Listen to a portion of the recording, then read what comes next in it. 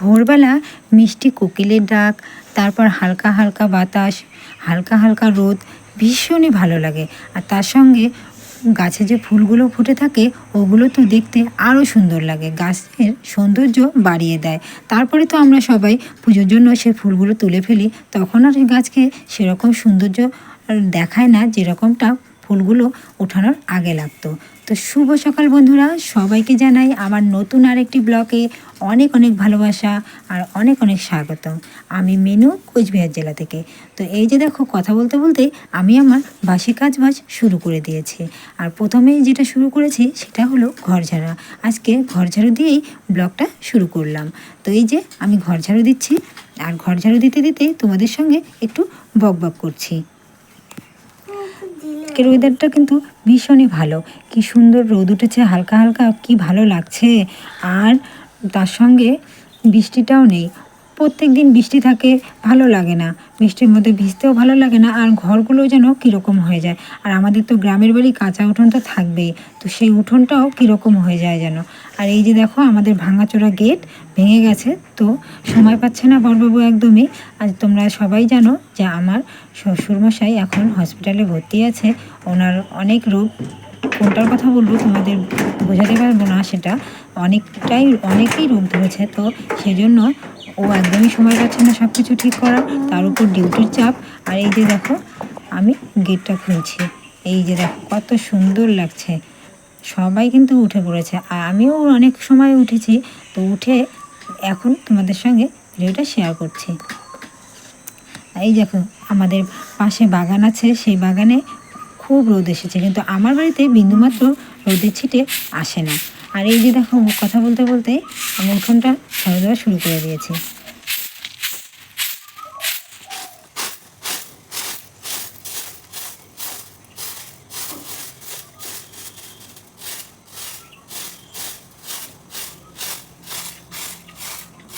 আর ওই যে দূরে দেখো, হালকা বেড়ার মধ্যে রোদ এসেছে, অতটুকুনি রোদ আমার বাড়িতে আসে, বিন্দুমাত্র রোদও আমার বাড়িতে পড়ে না।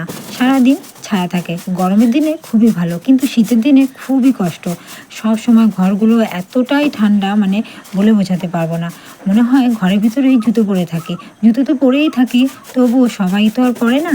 ভীষণই ঠান্ডা, বয়স্ক লোকও আছে বাড়িতে, তো সবার খুব কষ্ট হয়ে যায়। একটু রোদ উঠলে ভালো হয়, আর সবসময় ওর জন্য রাস্তায় বসে থাকতে হয় সবার, তো সবাই তখন রাস্তায় বসে থাকে। আর কথা বলতে বলতে আমার ঘর ঝাড়ু দেওয়া, উঠোন ঝাড়ু দেওয়াও হয়ে গেল। আর এই যে দেখো, এটা হলো আমাদের বাড়ির সামনের রাস্তা, ভীষণই খারাপ অবস্থা। আর এটা হলো আমার গেট। আর এই যে দেখো, একটু বৃষ্টি হলে কাদায় কাদা হয়ে যায়, আর এই জায়গাটা তো একদমই গলে যায়। তো এই রাস্তা কখনোই ঠিক করবে না মনে হচ্ছে না। আর সব জায়গায় অলি গলি সব পাকা হয়ে গেছে, কিন্তু আমার বাড়ির সামনটা পাকা হচ্ছে না। কেন হচ্ছে না, কী কারণে করছে না গ্রাম পঞ্চায়েত, বুঝতে পারছি না। তো যাই হোক, কথা বলতে বলতে আমার ঝাড়ুটা হয়ে গেল। এখন আমি চলে এলাম আমার ভিতরের উঠোনে। এই যে দেখো, আমাদের ভিতরের উঠোনের কী দুরবস্থা। আমার এপাশে বাথরুম, কলপার, উনুন সব কিছু আছে, কিন্তু বৃষ্টির জন্য এই যে দেখো সব ঢেকে রাখতে হয়েছে। আর কথা বলতে বলতে চলে এলাম আমার রান্নাঘরে। আর রান্নাঘরের টেবিল, ডাইনিং টেবিল সব মুছে নিলাম। আর গ্যাসটা আমি আগের দিন রাতেবেলায় মুছে রাখি, আর সকালবেলা যদি একটু নোংরা হয় তাহলে মুছি, আর না হলে মুছি না। তার কারণ ভীষণই ব্যস্ততার মধ্যে সকালটা কাটে, তো সেই জন্য কোনো কিছুতেই লেট করি না যে গ্যাস মুছে আর একটু সময় নষ্ট করবো, সেটা করি না। পরিষ্কার থাকলে আর মুছি না, রাত্রিবেলা তো মুছেই রাখি, সকালবেলা মোছার কোনো দরকারই পড়ে না। তো সেই জন্য দেখো, আমার এই যে গ্যাস টেবিল সব কিছু হয়ে গেল। এখন আমি যাব বাইরে, এই যে বাইরের কাজকর্ম সারবো। এই যে দেখো আমার উঠোন, এই উঠোনে অনেক কিছু কাজ থাকে, তো এই কাজগুলো করতে অনেকটাই সময় লাগে। আমার বাইরের উঠোনে কোনো কাজ থাকে না, কিন্তু ভিতরের উঠোনে অনেক কাজ থাকে। এই যে উঠোনটা এখন ঝাড়ু দেবো, আর উঠোনে পড়েছে অনেকটাই শেউলি, একদমই রোদ পায় না। আমার বাড়ির ভিতরে একদমই রোদ নেই। রৌদ্র না পেলে তোমরা তো জানোই বন্ধুরা, রৌদ্র যদি বাড়িতে না পায় তাহলে বাড়ির অবস্থাটা কী হয়। আমার ভিতরে একটা উঠোন আছে আর বাইরে একটা উঠোন আছে। এই উঠোনেই আমি সব করি। আর একটা উনুনও আছে এই উঠোনে, উনুনটাতে আমি রান্না করি, শুধু ভাতটা বানাই। এখন তো গরম দিন, সেজন্য শুধু ভাতটা বানাই। আর বর্ষার দিনে তো সেটাও করতে পারি না, উঠোনে কি আর রান্না করা যায়? আমার উঠোনে রান্না করার মতো কোনো চালা নেই, তো সেই জন্য খালি উঠানেই রান্না করতে হয়। আর এই যে দেখো, বস্তা দিয়ে ঢেকে রেখেছিলাম উঠোনটা, তাই বৃষ্টি নেই জন্য দু একটা তুলে রাখলাম। আর তুলে রেখে ঝাড়ুটা দিয়ে নিলাম, তাহলে বেশ পরিষ্কার হয়। আর এই যে উনুনের কথা গল্প করলাম, এই হচ্ছে আমার উনুন। আর এই যে স্নান করে চলে এসেছি, এসে আমি ভাতও বসিয়ে দিয়েছি। আমার ভাতও প্রায় হয়ে গেছে। এই যে দেখো, এই যে ভাতও আমার হয়ে গেছে, স্নান হয়ে গেছে, স্নান পুজো, আর এই যে আমার রান্নাও হয়ে গেল প্রায়। ভাত হয়ে গেলে আমি উনুনে ভাত হয়ে গেছে আর আমি গ্যাসে সবজি বসিয়ে দিয়েছি। আর সবজিটা হয়ে গেলে তাহলে আমার কাজ প্রায় শেষের দিকে, তারপর গিয়ে একটু স্থিরভাবে নিঃশ্বাস নেব, না হলে তো সময়ই পাই না সকালবেলা। আর তারপরে দেখো দুপুরবেলা চলে এলাম। সকালবেলা যেহেতু সময় পাইনি, তাই সব কাজকর্ম সেরে দুপুরবেলা ঘর মুছতে চলে এলাম। ঘরগুলো না মুছলে যেন কী একটা করিনি এরকম লাগে। প্রত্যেক দিন আমি সকালে না হোক দুপুরবেলা ঘরগুলো মুছে রাখি, তাহলে ভীষণ তৃপ্তি লাগে আর মনটাও শান্তি লাগে।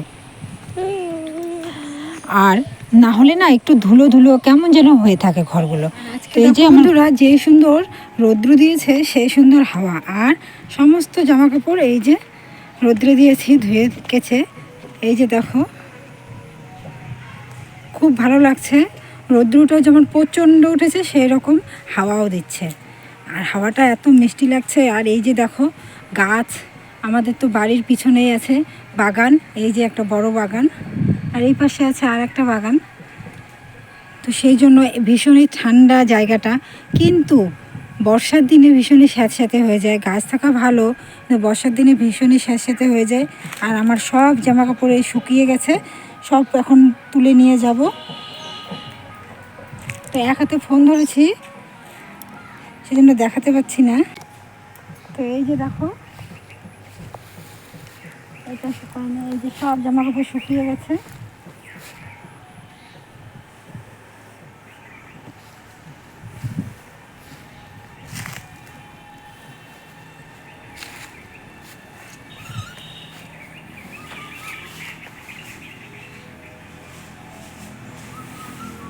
বেশি শুকোলে অল্পতেই নিয়ে যাওয়া ভালো।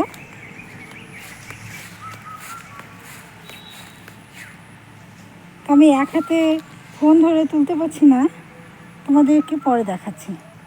টাটা। আমার জামা কাপড়গুলো তোলা হয়েই গেল, এখন আমি যাব বাড়ি। ছেলেকে স্নান করিয়ে রেখেছি, এখন জামা কাপড় পরাবো। ভাবলাম ভীষণ রৌদ্র উঠেছে, তাই জামা কাপড়গুলো নিয়েই যাই।